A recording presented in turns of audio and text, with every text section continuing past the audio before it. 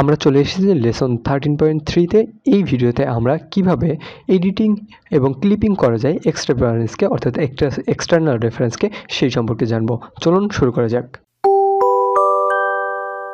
স্ক্রিনে আমরা একটা ড্রয়িং দেখতে পাচ্ছি এবং এই ড্রয়িংটাতে আমরা পূর্ববর্তী ভিডিওতে দুইটা এক্সটার্নাল রেফারেন্স অ্যাড করেছিলাম, অর্থাৎ দুইটা এক্সটার্নাল ড্রয়িং আমরা অ্যাড করেছিলাম।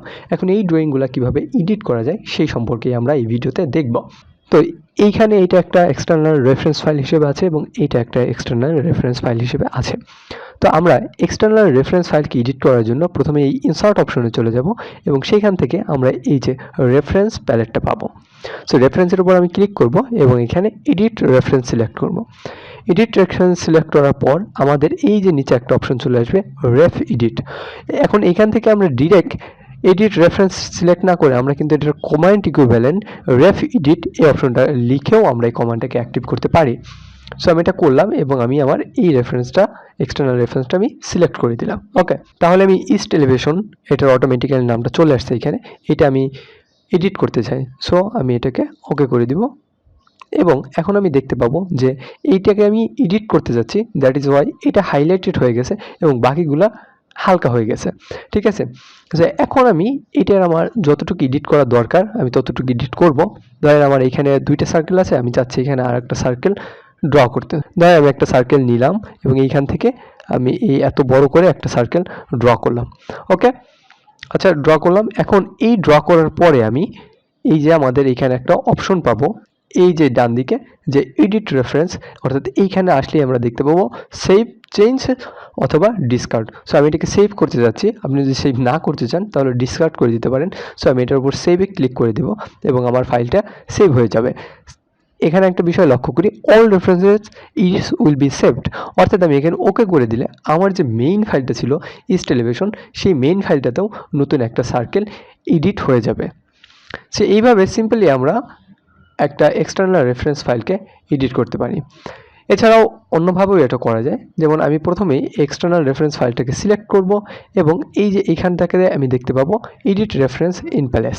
ঠিক আছে, সো ইন প্লেস বলতে বোঝায় এই ড্রয়িংয়ের মধ্যেই আমি এই এক্সটার্নাল রেফারেন্স ফাইলটাকে এডিট করতে চাই। ঠিক আছে, সো এটার উপর আমি ক্লিক করে দিলাম এবং আগের মতোই আমি এটাকে ক্লিক করে এবং এখানে যা কিছু আছে আগের মতো আমি এটাকে পরিবর্তন করে আমার যেটুকু ড্রয়িং করা দরকার সেটুকু করে আমি এই যে এখানে সেভ অথবা ডিসকার্ড চেঞ্জ আছে সেটার উপর আমি ক্লিক করে দিলেই আমার এটা হয়ে যাবে। সো এখানে আমি ডিসকার্ড চেঞ্জেস দিয়ে দিলাম এবং আমি এটা থেকে বের হয়ে গেলাম।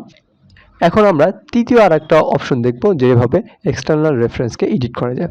সো এটার উপর আমি ক্লিক করে দিই, এখানে দেখবেন ওপেন রেফারেন্স, অর্থাৎ এইটা একটা আলাদাভাবে তৈরি হবে, অর্থাৎ আলাদা একটা ড্রয়িং ফাইল হিসেবে এটা তৈরি হবে। সো ক্লিক করার পর আমরা দেখতে পেলাম যে এইখানে কিন্তু ইস্ট এলিভেশন নামে আমার যে এক্সটার্নাল রেফারেন্স ফাইলটা ছিল সেটা এখানে চলে আসছে। ঠিক আছে, সো আমি চাচ্ছি এটাকে এখানে কিছু এডিট করতে। ধরেন আমি একটা রেক্ট্যাঙ্গেল নেই, একটা রেক্ট্যাঙ্গেল নিয়ে এখানে আলাদা করে একটা জানালা ড্র করি। আচ্ছা, এইরকম একটা জানালা আমি ড্র করলাম। ওকে, অ্যান্ড দেন আমি এটাকে সেভ করে দিব। সো এই যে উপরে যে আমার সেভ অপশনটা আছে, এই যে এইখানটাতে সেই সেভ অপশনের মাধ্যমে আমি এটাকে সেভ করে দিলাম। আচ্ছা, এবার আমি এটাকে ক্লোজ করে দিই। ক্লোজ করার পর আমি আমার মেইন ড্রয়িংয়ে চলে আসলাম এবং এইখানে আমি কিন্তু এই ডান দিকে দেখতে পাচ্ছি যে অ্যান এক্সরেফ ওয়াজ মডিফাইড, অর্থাৎ আমি এই এক্স রেফারেন্স ফাইলটাকে মডিফাই করেছি সেটা আমাকে এখানে দেখাচ্ছে। সো আমি রিলোড দিচ্ছি এবং আমি দেখতে পাচ্ছি কিন্তু আমার এইখানে এটা চলে আসছে। সো জাস্ট আমি ওকে করে দিই এবং আমার এইখানে এইটা এডিট হয়ে গেছে। সো এই তিনটে পদ্ধতিতে আমরা এক্সটার্নাল রেফারেন্স ফাইলকে এডিট করতে পারি।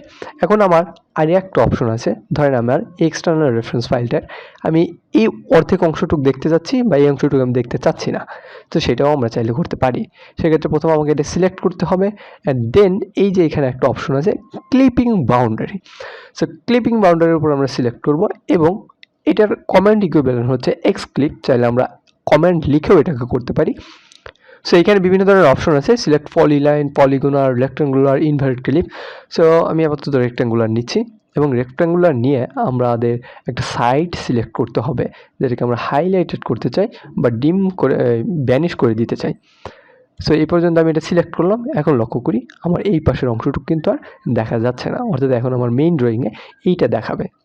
ওকে, সো আমি ধরেন চাচ্ছি আমার মেইন ড্রয়িংয়ে এইটুক না, আমার মেইন ড্রয়িংয়ে এই অংশটুক দেখাবে। সেক্ষেত্রে আমরা এইটার উপর ক্লিক করব এবং এই অংশটুকু এখন দেখাচ্ছে।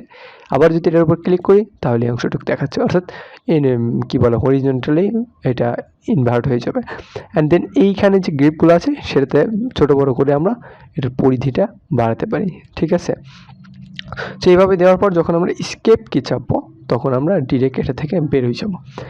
এখন আমার এইটুক দেখাচ্ছে, কিন্তু আমি চাচ্ছি যে আমাদের এই যে এক্সক্লিপিং বাউন্ডারিটা যা আছে সেইটা আমি দেখতে চাই না, জাস্ট এই ভেতরের ড্রয়িংটুকু আমি রাখতে চাই।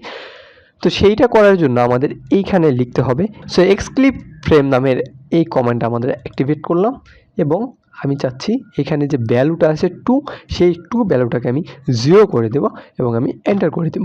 তাহলে আমার যে এক্সক্লিপিং যে রেফারেন্সের যে বাউন্ডারিটা আছে সেটা আর দেখা যাবে না। সো এটাকে যদি আমি আবার ফিরিয়ে আনতে চাই সেক্ষেত্রে আমার আবার এক্সক্লিপ ফ্রেমে চলে যেতে হবে, আর এক্সক্লিপ ফ্রেমে গিয়ে আমাদের এই ভ্যালুটাকে 2 করে দিতে হবে, তাহলে এটা আগের মতো ফিরে আসবে। এখন আমি চাচ্ছি আমার আগের মতো করতে, অর্থাৎ আমার ফুল যে ইস্ট এলিভেশনটা ছিল আমার সেইটা দেখতে। তো সেইটার জন্য আমাকে এখন জাস্ট এটার উপর ক্লিক করতে হবে এবং আমাদের এই যে এখানে যে রিমুভ ক্লিপিং আছে সেই রিমুভ ক্লিপিং অপশনটাকে সিলেক্ট করতে হবে, তাহলে এটা আমার রিমুভ হয়ে যাবে এবং আমার জিনিসটা পূর্বের ন্যায় ফিরে আসবে। তো এই ছিল আজকে ভিডিওতে আমরা দেখলাম কিভাবে এক্সটার্নাল রেফারেন্স ফাইল এডিট করা যায় এবং কিভাবে সেগুলোকে ক্লিপিং করে আমাদের প্রয়োজন মতো অংশটুকু শো করানো যায়। সো আশা করি বুঝতে কোনো অসুবিধা হয়নি। ক্যাড বিল্ডারের সাথে থাকার জন্য অনেক ধন্যবাদ।